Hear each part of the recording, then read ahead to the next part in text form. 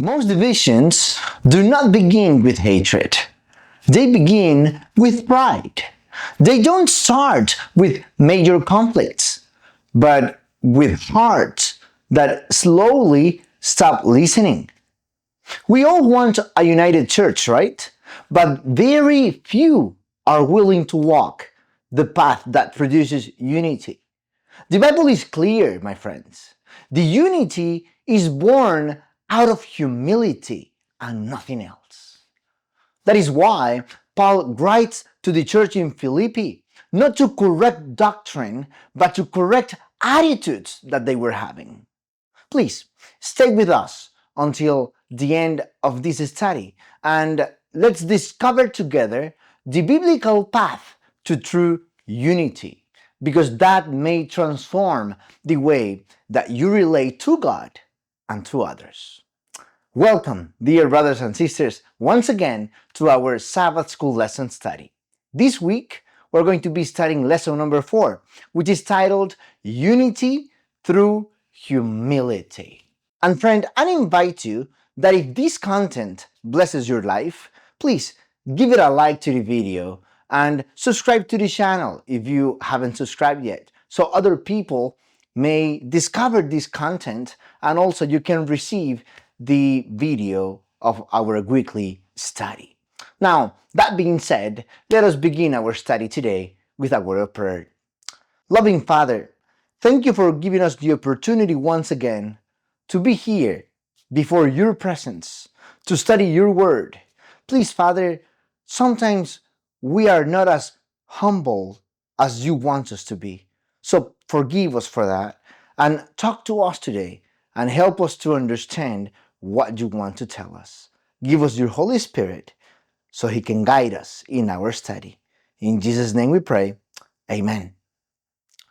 Finally, our memory text for this week, we find it in Philippians chapter 2 and verse 2, which says, "Fulfill my joy by being like-minded, having the same love, being of one accord, of one mind."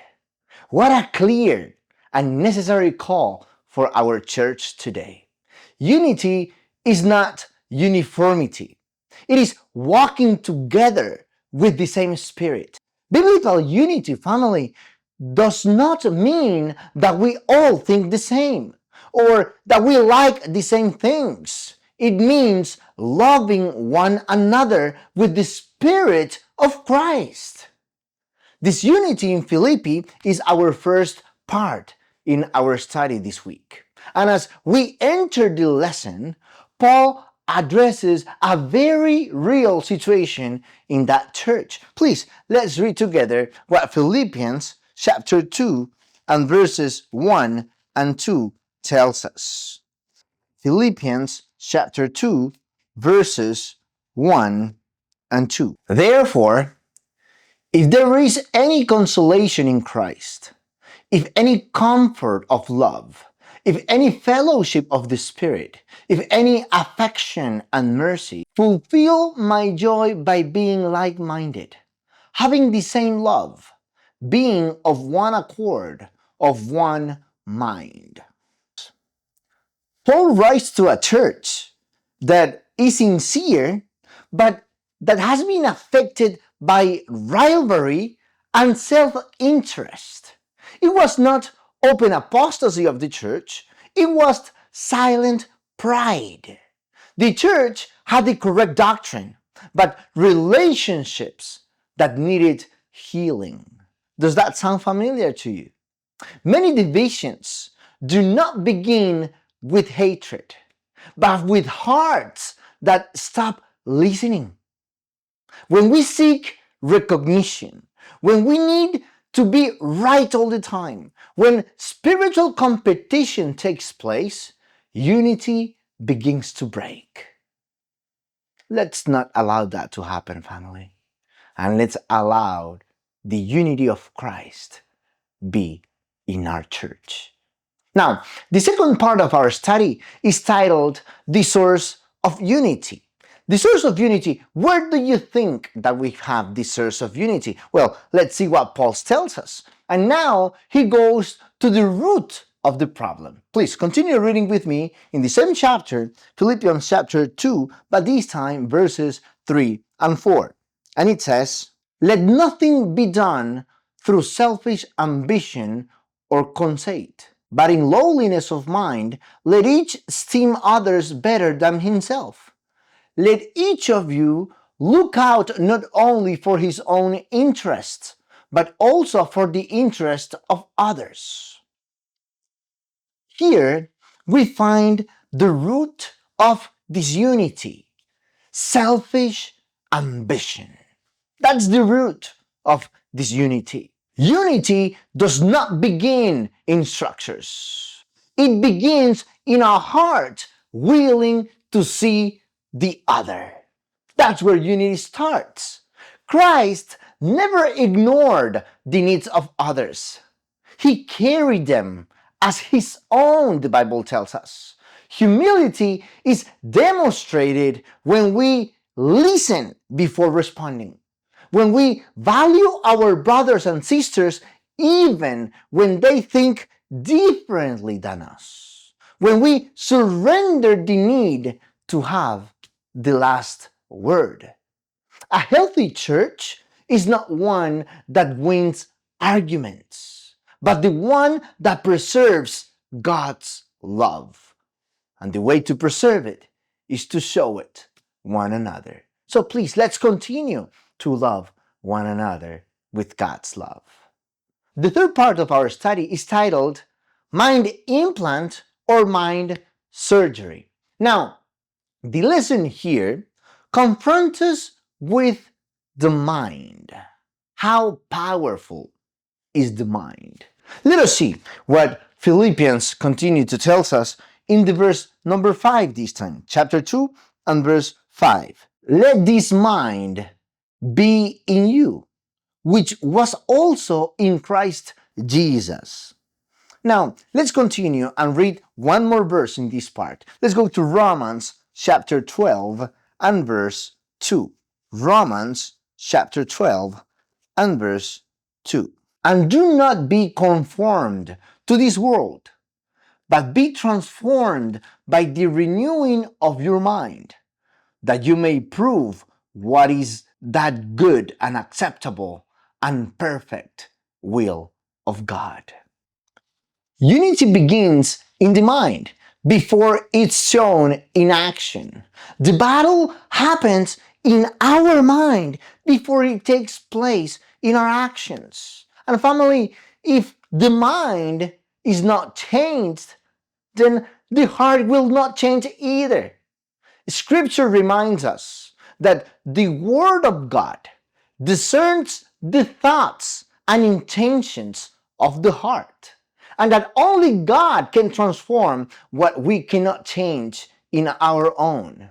And let us be honest, if we do not change our mind and just want to change our actions, we are just faking. Have you ever heard fake it till you make it? Yeah, sometimes that might work, but not if you don't believe it. So allow God to change your mind. Allow God to guide your mind. Because if Christ rules your mind, pride will not have a place for it in your heart. And family, an unsubmitted mind is going to be a mind that justifies pride, is going to be a mind that normalizes division, and that rationalizes ego. But when we allow Christ to transform our mind will be a mind that seeks peace, that produces gentleness, that builds unity, because we have the mind of Christ. Now, that's the fourth part of our study, the mind of Christ. Now, here, Paul presents the perfect model. Please, let's go back to Philippians chapter 2, and we're going to read this time verses 6 and 7. Please, read with me in Philippians chapter 2, verses 6 and 7. who being in the form of God, did not consider it robbery to be equal with God, but made himself of no reputation, taking the form of a bondservant, and coming in the likeness of men. Christ did not lose his divinity, but he voluntarily surrendered his privileges. While Lucifer sought exaltation in one hand, Jesus, the Son of God, chose humility. That tells us a lot. Humility, family, is not weakness. It is love willing to serve. Humility is not losing value. It is reflecting the character of Jesus Christ. When we serve without applause, when we yield out of love, when we obey without demanding recognition, we are living with the mind of Christ. Now, the final part of our study is titled The Mystery of Godliness. The humility of Christ, family, led him to the cross. His love led him to the cross. And not just his love for anybody, but his love for you. Please, let us read together Philippians chapter 2, and this time verse 8. It says, "And being found in appearance as a man, he humbled himself and became obedient to the point of death, even the death of the cross." When we look at the cross, pride loses its power. Jesus became near. He became vulnerable, all to save us. The cross reminds us of the cost of our redemption and how small many of our conflicts are in comparison to what Jesus did for us. Family, to close this study, unity is not imposed, it is cultivated. It is not achieved through human rules. It happens when Christ governs the heart. Pride divides, but humility unites. Today, I invite you, my friend, to say to the Lord with me, "Lord, give me the mind of Christ and teach me to love as you love." My friend, if this study spoke to your heart, don't forget to like the video, to subscribe to the channel, and to share it with somebody else that loves the church just as you do. And write in the comments as well, what was your favorite part of this study and your prayer request. And if somebody else has a prayer request and you are praying for them, please don't forget to respond to them and let them know in the comments as well that you are praying for them. May God bless you, and may the humility of Christ be a reality in our lives. I will see you in our next video. Have a great day.